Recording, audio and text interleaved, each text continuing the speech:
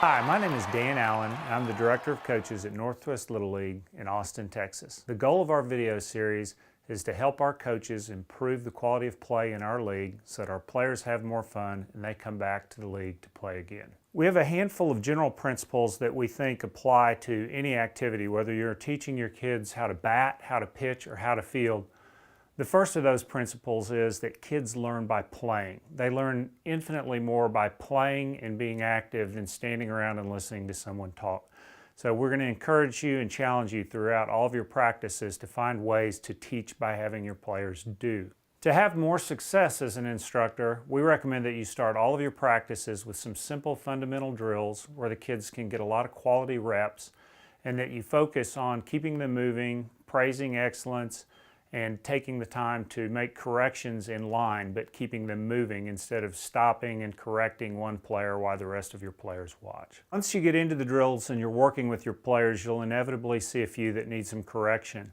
The one technique we found that's been very successful is to spend a lot of time focusing on the kids who are doing things with good fundamentals and doing it the way you like, and emphasizing and praising those kids. It's interesting to see how much all of your kids will fall in line, and they'll try to imitate the ones who are doing things right so that they'll get their fair share of praise and attention also. For those players that don't respond and fall in line and imitate those who do things the way you want, you step into a corrective process or an instructive process. The first step of the process is, and I can't overemphasize this, is you must watch very closely. Watch very closely. And before you try to make any changes, you have to make sure that you understand what the problem is. You need to start collecting ideas about what are the things that he's doing right and the positives, and what the most important things are that need correction. The hardest part is often identifying where do you start.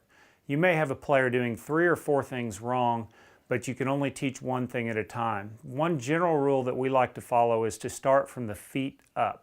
Virtually everything you do athletically, you have to have balance and be in an athletic position to have success. So if you've got a kid with 3 or 4 problems in his swing, we'd suggest that you always start at his feet first and work your way up to his trunk, his torso, hands, and head and eyes last. So now that you've spent some time watching very closely, you've identified the problems, you've identified some positives in what the player does, and you've put together a sequence in your head of how you want to teach, it's important that you set the stage with your player so that he's receptive to your instruction.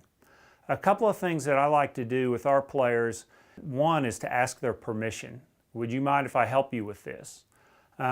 Possibly the most effective approach I have found to set the stage is to ask them to point out 2 or 3 things they're doing right, like you're keeping your head down on the ball. I love the way that you're fighting hard at the plate, but then give them a goal or a target like, would you like to drive the ball with more power? A couple other things you can do with the players that helps is to ask leading questions or to really involve them in the process. This is another one that'll be real powerful with some kids. And for instance, you can ask them, what do they think is happening? What do you think you're doing? How does that feel? What do you think we should do different? Is there something we should do different? I often find if you'll involve the player and they don't feel you're just cramming some coaching down their throat, that quite a few of the players are a lot more responsive. I'd summarize our coaching thought process as, if you'll slow down and watch extremely closely and prepare a plan and find a way to involve your player in that plan and let him know the things he's doing right and that are positives, you'll find yourself a lot more successful in teaching the skills necessary to play the game of baseball.